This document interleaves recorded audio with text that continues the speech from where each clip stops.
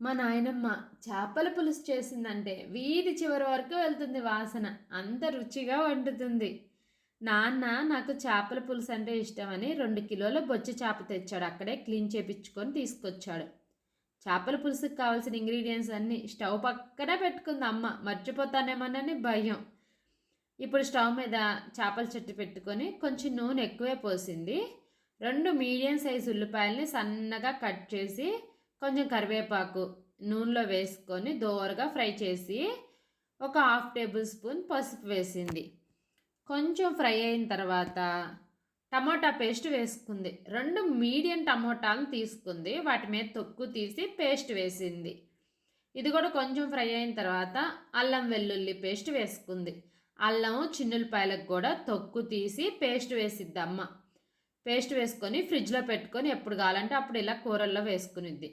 ఇప్పుడు రుచికి సరిపడినంత కళ్ళుప్పు వేసింది. అమ్మ ఒకేసారి వేసిద్ది, మీరు అలా వేయకండి, చివరిలో మళ్ళీ టేస్ట్ చూసుకొని వేసుకోండి. ఇప్పుడు రుచికి సరిపడినంత కారం వేసింది. కారము, ధనియాల పొడి, గరం మసాలా పొడి, రసం పొడి, సాంబార్ పొడి అన్నీ ఇంట్లోనే ప్రిపేర్ చేసిద్ది అమ్మ. ఏది కొనుక్కోదు. ఇప్పుడు 1 టేబుల్ స్పూన్ గరం మసాలా పొడి, 1 టేబుల్ స్పూన్ ధనియాల పొడి వేసుకొని మంచిగా ఫ్రై చేసింది. కొంచెం అడుగంటుతున్నట్టు అనిపించిందంట. అందుకని కొంచెం చింతపండు పులుసు పోసింది. పోసి ఒకసారి తిప్పేసి ఇప్పుడు చేప ముక్కల్ని మంచిగా సెట్ చేసింది. నీట్గా ఒక ఆర్డర్లో పెట్టేసింది. అలా పెట్టుకుంటేనే చేపల పులుసు టేస్టీగా ఉంటుందంట. ఇప్పుడు మనం ఏ ఆర్డర్లో పెట్టామో ముక్కలు చివర్లో స్టవ్ ఆఫ్ చేసేటప్పుడు ఆ ముక్కలు అదే ప్లేస్లో అదే ఆర్డర్లో ఉంటే మన చేపల పులుసు పర్ఫెక్ట్గా ఉడికినట్లు. ముక్కలన్నీ మంచిగా సెట్ చేసుకున్న తర్వాత ఫస్టే స్టార్టింగ్లోనూ ఒక పెద్ద మీడియం సైజ్ నిమ్మకాయ అంత చింతపండు తీసుకొని నానబెట్టుకుంది. దాన్ని పులుసు పిండేసుకొని అది కూడా జల్లెడ గిన్నెలో వడగట్టేసింది. చింతపండులోని నలకలు ఆ తొక్కులు పీసులు రాకుండా. ఇప్పుడు ఆ పులుసు ముక్క మునిగేదాకా పోసుకుంది. ఇప్పుడు మూత పెట్టేసి మీడియం ఫ్లేమ్లో ఒక 10 మినిట్స్ కుక్ చేసింది. మన చేపల పులుసు రెడీ. టమాటా పేస్ట్ వేసింది.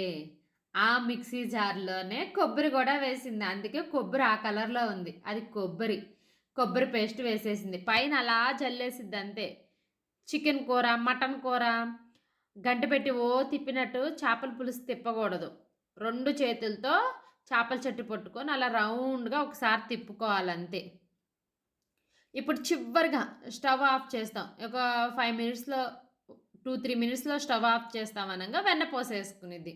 అమ్మమ్మ ఇలా వెన్నపూస వేసి వండిద్దంట. ఈ వెన్నపూస ఒక 4 మినిట్స్లో కరిగిపోయిద్ది. అప్పుడు స్టవ్ ఆఫ్ చేసుకోవటమే. ఇప్పుడు మన చేపల పులుసు రెడీ. వెన్నపూసను మాత్రం స్కిప్ చేయకండి. వెన్నపూస వేయటం వల్లే మన చేపల పులుసు మంచిగా రుచిగా ఉంటుంది. చూస్తుంటే మీ నోట్లో నీళ్ళు ఊరుతున్నాయా? అయితే మీరు కూడా ఇలా ఒకసారి ట్రై చేయండి. టేస్ట్ ఎలా ఉందో కామెంట్లో పెట్టండి.